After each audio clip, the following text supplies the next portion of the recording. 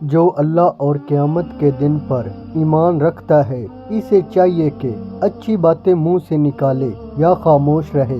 جب خاموشی کو ہتھیار کے طور پر استعمال کیا جائے تو یہ الفاظوں سے بھی زیادہ زخم دے سکتی ہے۔ احمق اپنی باتوں سے اور عقل مند اپنی خاموشی سے پہچانا جاتا ہے۔ خاموشی کسی کو بتانے کا یہ بہترین طریقہ ہے کہ آپ نے اچھا نہیں کیا۔ خاموشی سے کی گئی دعا اور محبت دونوں ہی بہت طاقت رکھتی ہیں۔ خاموش رہنا بہت مشکل ہے لیکن خاموشی بہت بہترین انتقام ہے۔ خاموشی بھی ایک عظیم نعمت ہے، خاص طور پر اس وقت جب اختلافات زیادہ ہوں، آواز میں بلندی ہو، علم کی کمی ہو اور دلیل کی کوئی اوقات نہ ہو۔ بولنے کا حق چھینا جا سکتا ہے، خاموش رہنے کا نہیں۔ خاموشی ایک ایسی عبادت ہے جسے فرشتے لکھ نہیں سکتے، شیطان اسے بگاڑ نہیں سکتا اور کوئی اسے جان نہیں سکتا۔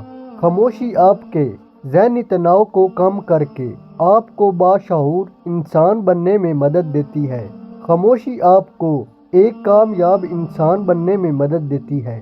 ناراض آدمی کو پیار سے خاموش کرو، بیمار انسان کو نرمی سے خاموش کرو، کنجوس کو سخاوت سے خاموش کرو اور جھوٹے کو سچ کے ساتھ خاموش کرو۔ جلد تجربے کار ہونے کے لیے ایک اصول یاد رکھیں: زبان بند رکھیں، آنکھیں اور کان ہمیشہ کھلے رکھیں۔